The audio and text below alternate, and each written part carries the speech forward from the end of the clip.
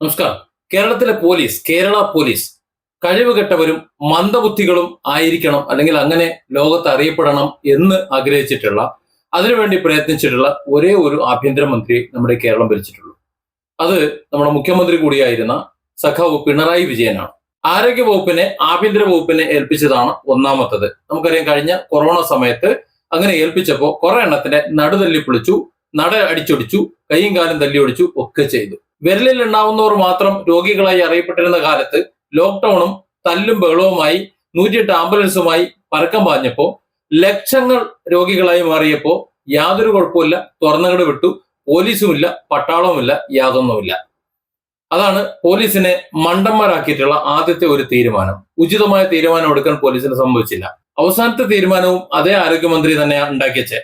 കണ്ണൂരിൽ നമുക്കറിയാം, തെരഞ്ഞെടുപ്പിന് മുമ്പ് ആരോഗ്യമന്ത്രിക്കെതിരെ കരിങ്കൊടി കാണിക്കാൻ വന്ന ഒരു തുണി കഷ്ടം എടുത്ത് കാണിച്ചിട്ടുള്ള KSUവിന്റെ 4-5 പ്രവർത്തകരെ ആരോഗ്യമന്ത്രി കൊലപാതക ശ്രമ കുറ്റം ആരോപിച്ചിട്ട് മന്ത്രിയുടെ ഗൺമാൻ പോലീസിൽ പരാതി കൊടുക്കുന്നു. അങ്ങനെ അവരെ റിമാൻഡ് ചെയ്യുന്നു, 5 പേരെ പിടിച്ച് റിമാൻഡ് ചെയ്യുന്നു. ഇതാണ് ഈ അടുത്ത കാലത്ത് പോലീസിനെ കഴിവുകെട്ടവരും വിവരം കെട്ടവരുമാക്കി മാറ്റിയ മറ്റൊരു സംഭവം. അതായത് പോലീസുകാർ അങ്ങനെ ആയതുകൊണ്ടല്ല, പക്ഷെ പോലീസുകാരെ അങ്ങനെ ആക്കി.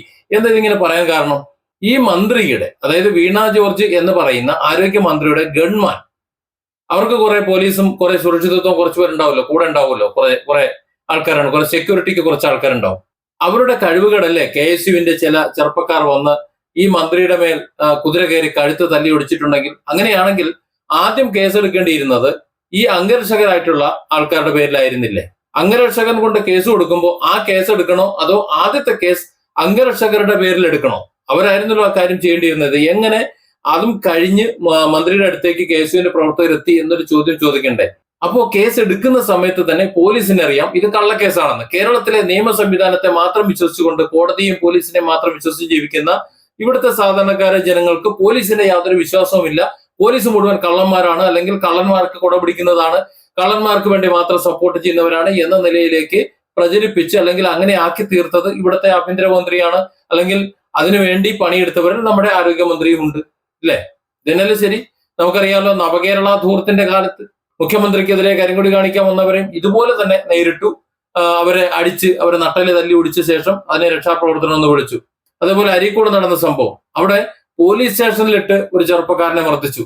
എന്നിട്ട് ആ പോലീസുകാർക്കെതിരെ ഒരു നടപടിയില്ല.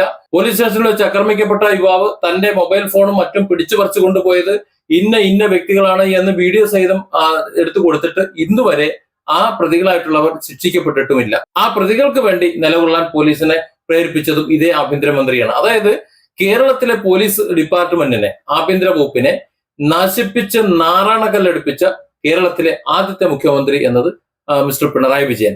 ഏറ്റവും കൂടുതൽ ദുരുപയോഗം ചെയ്ത മന്ത്രി ആരാണ് എന്ന് ചോദിച്ചാൽ വീണ ജോർജ്. അതുകൊണ്ട് തന്നെ ഇവര് രണ്ടുപേരും തോൽക്കേണ്ടത് ഈ നാടിന്റെ ആവശ്യമാണ്. കാരണം ഇവിടെ പോലീസ് ഇല്ലെങ്കിൽ നമ്മുടെ കേരളം കട്ട പുകയാണ്. എല്ലാ രാഷ്ട്രീയ പാർട്ടിക്കാരും കൂടി അങ്ങനെ ആക്കി വെച്ചിട്ടുണ്ട് ഇവിടെ.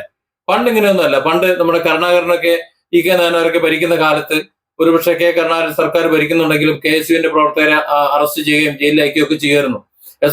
EK നായനാർ ഭരിച്ചുകൊണ്ടിരിക്കുന്ന സമയത്ത് SFIന്റെ പിള്ളേരെയും അറസ്റ്റ് ചെയ്യും, അവരെ ജയിലിലിടും, SFIന്റെ പിള്ളേർക്കും അടി കിട്ടും, അതൊക്കെ ചെയ്യും. പോലീസ് നിഷ്പക്ഷമായിട്ടായിരുന്നു പെരുമാറിയിരുന്നത്. അവർക്ക് അന്നതിന് സാധിച്ചിരുന്നു. എന്നാൽ ഈ പിണറായി കാലത്ത് പോലീസിന് അങ്ങനെ സാധിക്കാൻ പറ്റാതെ വന്നു. പോലീസിനെ ഗുണ്ടകളെ മാതിരി പണിയെടുപ്പിക്കാൻ വേണ്ടിയിട്ടാണ് ഇവിടുത്തെ ആഭ്യന്തര വകുപ്പ് ശ്രമിച്ചത്. അവരതല്ലാതെ എന്ത് ചെയ്യും? മുകളിൽ നിന്ന് കിട്ടുന്ന ഉത്തരവ് നടപ്പാക്കല്ലാതെ വേറെ എന്താ ചെയ്യാ? നിരപരാധികളാണ് എന്നറിഞ്ഞിട്ടും അവരെ തല്ലിച്ചതയ്ക്കാനും, അവരുടെ പേരിൽ കള്ളക്കേസ് എടുക്കാനും, അവരെ ജയിലിലടയ്ക്കാനും വേണ്ടി മാത്രം നിയോഗിക്കപ്പെട്ട ഒരു സംഘം. ഈ മാന്ത്രികനായ മാന്ത്രിക എന്ന ഒരു കഥ ചിത്രകഥ രൂപത്തിൽ മനോരമ പത്രത്തിൽ പണ്ട് വായിച്ചിട്ടുണ്ട് ഞാൻ എന്റെ ചെറുപ്പകാലത്ത്.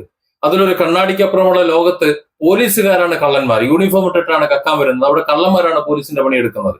ഒരു കണ്ണാടിക്കപ്പുറത്തെ ലോകം. ഇപ്പുറത്ത് കള്ളന്മാരും പോലീസുകാരും ഇങ്ങനെയാണെന്നുണ്ടെങ്കിൽ അപ്പുറത്ത് നേരെ വിപരീതമാണ്. എന്നതുപോലെ ഇർദലുടെയും ഇക്രയന്മാരുടെയും കാലത്ത്, അതായത് മാൻഡ്രേക്കിന്റെയും ലോകത്തിലുടെയൊക്കെ കണ്ണാടിക്ക് അപ്പുറത്തെ ലോകത്തെ പോലീസുകാരാക്കി ഇന്നത്തെ ഈ പോലീസുകാരെ മാറ്റിയതിൽ ഈ അഭിനവ മാൻഡ്രേക്കിന് വ്യക്തമായ പങ്കുണ്ട് എന്നതിൽ വല്ലാത്തൊരു അത്ഭുതമാണ്. ഇത്രയും വർഷങ്ങൾക്ക് ശേഷം അങ്ങനെ തെളിയാണ്. ഏതായാലും അതിലെ പ്രഗത്ഭനായ ഒരു മന്ത്രി, വീണ ജോർജ് എന്ന് പറയുന്ന മന്ത്രി, 2-3 ചെറുപ്പക്കാർ, 5 ചെറുപ്പക്കാർക്ക് വധശ്രമത്തിന് കേസ് ചാർത്തി കൊടുത്തിട്ട് ആ കേസ് ഇപ്പോഴും കിടക്കുകയാണ്.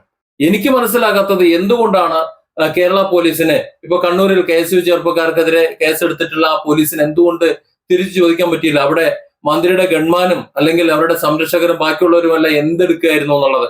അവരെയൊക്കെ മറികടന്നിട്ടാണല്ലോ വരുന്നത്. ഈ വീഡിയോ ദൃശ്യങ്ങളെല്ലാം പോലീസും കണ്ടിട്ടുണ്ടല്ലോ. ഈ പറയുന്ന മന്ത്രിയുടെ 7000ത്തേക്ക് ചെന്നിട്ടില്ല എന്നും അറിയാം.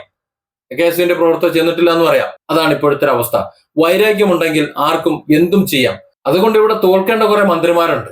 ജനപ്രതിനിധികൾ എന്ന നിലയിൽ അവരെ ജനങ്ങൾ തെരഞ്ഞെടുത്ത് നിയമസഭയിലേക്ക് അയച്ച് ജനങ്ങൾക്ക് വേണ്ടി പലതും ചെയ്യാൻ വേണ്ടി ചുമതലപ്പെടുത്തി വിട്ടപ്പോ അവർ ചെയ്ത കാര്യങ്ങൾ ഇങ്ങനെയൊക്കെയാണ്. അങ്ങനെയുള്ള മന്ത്രിമാർ ഇനി ഈ ലോകത്ത് വേണ്ട. അവർ ഇനി സാധാരണക്കാരായി നിലവിലുള്ള പോലീസ് സന്നാഹങ്ങൾ, അവർ പഠിപ്പിച്ചു വെച്ചിട്ടുള്ള പോലീസ് നിലപാടുകളൊക്കെ ഉണ്ടല്ലോ, ആ നിലപാടുകളൊക്കെ അനുഭവിക്കാൻ വേണ്ടി അവരുടെ ജീവിതത്തിൽ ബാക്കി വേണം. എന്നിട്ട് അവർ പഠിപ്പിച്ചു കൊടുത്തിട്ടുള്ള സംവിധാനങ്ങളെ അനുഭവിച്ചുകൊണ്ട് ശിഷ്ടകാലം ജീവിക്കാനുള്ള ഒരു യോഗം ജനങ്ങൾ ഉണ്ടാക്കി കൊടുക്കണം. പച്ചയ്ക്ക് പറഞ്ഞാൽ യവറ്റകളെ തോൽപ്പിച്ച് വീട്ടിലിരിക്കണമെന്ന്. എന്തായാലും ജനം ആ വിധത്തിൽ വോട്ട് ചെയ്തിട്ടുണ്ടെന്നും റിസൾട്ട് ആ വിധത്തിലാണ് വരുന്നത് എന്നുമാണ് വരുന്ന റിപ്പോർട്ടുകൾ. ഏതായാലും 4-ാം തീയതി വരെ കാത്തിരിക്കാം അന്തിമ റിപ്പോർട്ടിന്. ജനങ്ങളുടെ തലവരയ്ക്ക് ഒരു അല്പമെങ്കിലും തിളക്കമുണ്ട് എന്നുണ്ടെങ്കിൽ ഇവറ്റകൾ വീട്ടിലിരുന്നോളും. ഇല്ലെങ്കിൽ തലവര തലവിധി എന്ന് പറയേണ്ടി വരും. Different angles. Don't forget to subscribe and support this channel.